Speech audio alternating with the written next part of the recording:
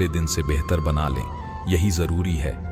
किसी ने क्या खूब कहा है, झांक रहे हैं इधर उधर सब, अपने अंदर झांके कौन। ढूंढ रहे दुनिया में कमियां, अपने मन को ताके कौन। दुनिया सुधरे सब चिल्लाते, खुद को आज सुधारे कौन।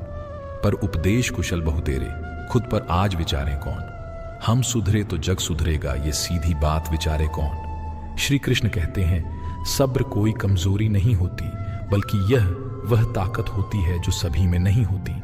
दुआएं कभी खाली नहीं जाती, बस सही वक्त पर कबूल होती हैं। मनुष्य अपने विश्वास से निर्मित होता है, जैसा वो विश्वास करता है वैसा ही वह बन जाता है। हर चीज की नकल की जा सकती है, लेकिन चरित्र और व्यवहार नहीं। अपनी सोच को काबू में रखिए, क्योंकि आपकी सोच ही असलियत का रूप लेगी।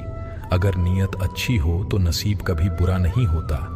दिमाग में विचारों की भीड़ जितनी कम होगी, जिंदगी का सफर उतना ही आसान होगा। मन का झुकना भी बहुत जरूरी है। सिर्फ सर झुकाने से भगवान नहीं मिलते। अगर आप उन बातों और परिस्थितियों की वजह से चिंतित हो जाते हैं जो आपके नियंत्रण में नहीं है, तो इसका परिणाम समय की बर्बादी और भविष्य का पछतावा है। आप दुख पर ध्यान देंगे तो हमेशा दुखी रहेंगे।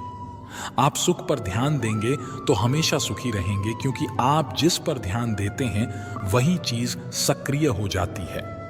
श्रीमद् भागवत गीता में भगवान श्री कृष्ण कहते हैं कि जिस तरह प्रकाश की ज्योति अंधेरे में चमकती है, ठीक उसी प्रकार सत्य भी चमकता है। इसलिए मनुष्य को हमेशा सत्य की राह पर चलना चाहिए। मृत्यु एक अटल सत्य है, जिसे कभी बदला नहीं जा सकता है। इस संसार का जब से निर्माण हुआ है, तब से जन्म मृत्यु का चक्र चलता आ रहा है। कोई मनुष्य चाहे लाख चीजें जान ले, चाहे वो पूरे जगत को जान ले, लेकिन अगर वह स्वयं को नहीं जानता तो वह अज्ञानी है। कान्हा कहते हैं, अगर कोई आपको ठुकरा दे तो बुरा मत मानना, क्योंकि वे वास्तव में आपकी कीमत नहीं जानते। बुरा वक्त गुजर जाता है, बस उस ऊपर वाले को हमारा सब्र आजमाना होता है। चेहरे पर हमेशा मुस्कान का ये मतलब नहीं कि जीवन में संघर्ष नहीं, बस ऊपर वाले पर भरोसा ज्यादा है। जिंदगी में अगर कुछ बड़ा करना है, तब दो चीजें हमेशा याद रखना कि जो खोया है उसका गम नहीं, जो पाया है वह भी किसी से कम नहीं। तबीयत से व्यक्ति जितना कमजोर नहीं होता, उससे ज्यादा वो नकारात्मक विचारों से थकता है। जिंदगी में हम कितने सही और कितने गलत हैं, ये सिर्फ दो ही शख्स जानते हैं, परमात्मा और अंतरात्मा। नकारात्मक विचारों को अपने मन में प्रवेश करने की अनुमति ना दो, क्योंकि यही वो एक चीज होती है जो हमारा आत्मविश्वास कम कर देती है। कामयाबी कुछ नहीं, बस एक नाकामयाब व्यक्ति के संघर्ष की कहानी होती है। आपके खिलाफ होने वाली बातों को खामोशी से सुन लीजिए। यकीन मानिए, वक्त उन्हें बेहतर जवाब देगा। जिसने अपने को वश में कर लिया है, उसकी जीत को देवता भी हार में नहीं बदल सकते। अगर लोग आपकी अच्छाई को आपकी कमजोरी समझते हैं, तो ये उनकी समस्या है। आप आईना हो, आईना बने रहो। फिक्र वो करें जिनकी सूरत खराब है। श्रीमद् भगवत गीता में भगवान श्री कृष्ण कहते हैं कि हे अर्जुन, तुम्हारा क्या गया जो तुम रोते हो? तुम क्या लाए थे जो तुमने खो दिया? तुमने क्या पैदा किया था जो नष्ट हो गया?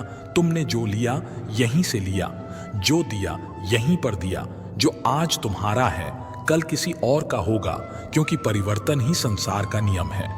और समय के साथ संसार में हर चीज परिवर्तन के नियम का पालन करती है।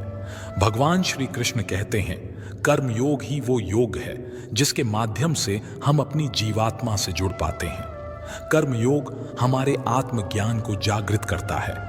इसके बाद हम न केवल अपने वर्तमान जीवन के उद्देश्यों को, बल्कि जीवन के बाद की अपनी गति का पूर्वाभ्यास प्राप्त कर सकते हैं। इस योग में कर्म के द्वारा ईश्वर की प्राप्ति की जाती है। श्रीमद् भगवत गीता में कर्म योग को सर्वश्रेष्ठ माना गया है। गृहस्थ और कर्मठ व्यक्ति के लिए यह योग अधिक उपयुक्त है। कर्मयोग सिखाता